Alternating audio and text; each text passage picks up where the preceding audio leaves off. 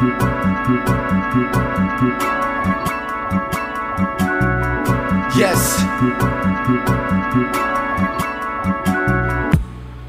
My name is JeromeD.com and I am a director. We the bros. Life for me is just we the bros. We the bros. Life for me is just we the bros. I fucked her once and I can fuck her twice. And you heard me right, I might fuck tonight. I fucked her once and I can fuck her twice. And you heard me right, I might fuck tonight. I first started out because I used to watch music videos like crazy.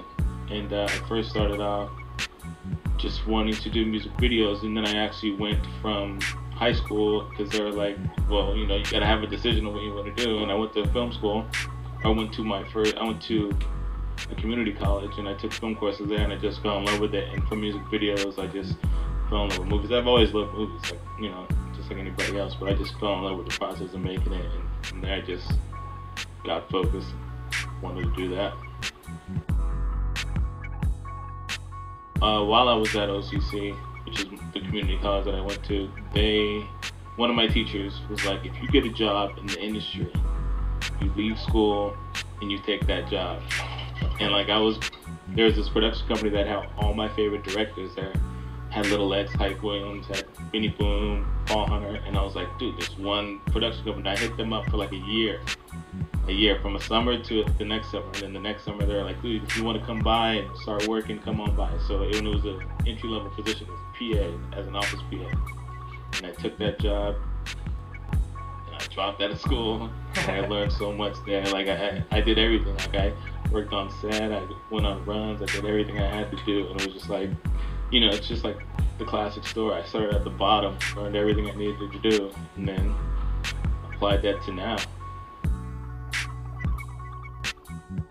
Of course, Hype Williams is definitely a big inspiration. I used to watch his stuff like every day coming home from school. Like I used to call that studying. I used to go home and just watch music videos and I'd be studying.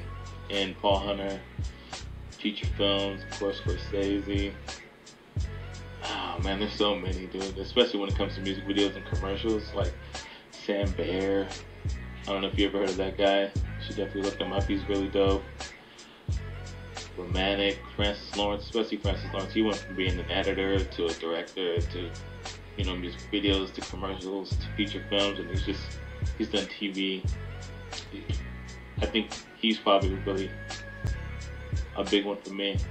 And I don't know, there's a whole list of people. I can go back and forth all day. I can do that all day.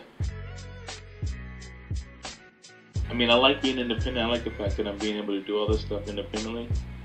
But the work ethic, I think the work ethic is what I want to be remembered for, mainly. Just the fact that I kept cranking stuff out consistently. Doesn't matter who you are. Like, I work with a lot of people.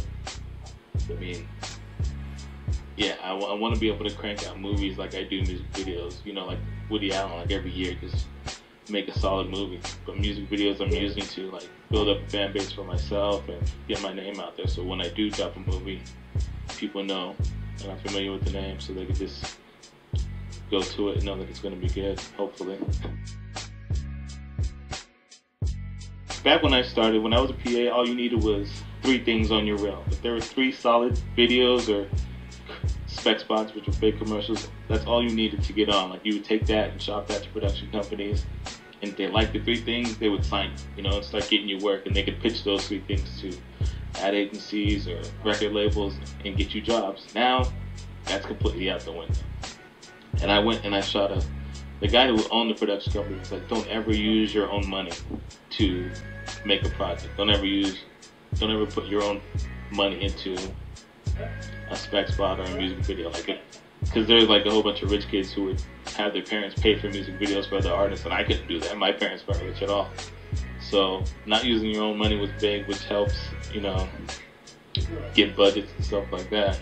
And from there, I used that, I applied that, and then I think editing, the fact that none of the directors edited their own stuff when they were starting off, or when I was starting off, it just surprised me so much that directors didn't edit their own stuff. Like, they outsourced that to another company, and, you know, it was just that. Like, I couldn't believe that, and I still can't believe that till this day. Like, I can't see a Jerome D picture without not editing it.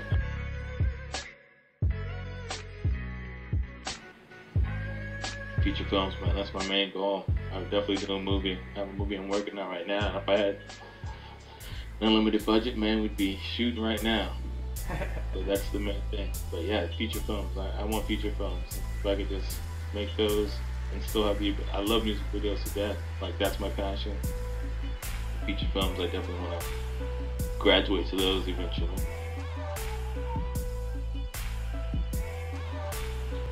Oh man. Well, as PA, you know, you're freelance, so you work on a lot of random jobs. A lot of random jobs. And there's this one, just being a PA is horrible, period. But you gotta go, I think you gotta go through it. I like the fact that some artists go from, I feel like you need to know what you're getting into, like a history and appreciation. So I feel like you need to be able to, like if somebody just woke up and was like, I want to direct, and then they started directing, like I don't really agree with that. I feel like you need to know where you're from in order to know where you're going, type thing. You know what I mean? So being a PA and starting from the bottom, I feel like you need to go through that to an extent. I mean, if you can just go to school and get out, that'd be great, and start directing, that's cool. But being a PA definitely helped me learn an appreciation for being a director. Like, getting to this point, I'm not on, you know what I'm saying? I'm not like super on or anything like that, but getting to this point is definitely a lot more worth it when you start from the bottom and you climb up there. But there's some horrible things that they make you do being a PA, like, you know, from picking up dog shit to a whole bunch of crappy stuff. But, you know, I'm glad that that's behind me, and I don't have to do that. I can just put other people to the test now. And the best experience that I had, one of the best experiences I had, I used to PA on big music videos, and I PA'd on a music video for Beyonce one day, and the director, his name was Johan Rank. I'll never forget this.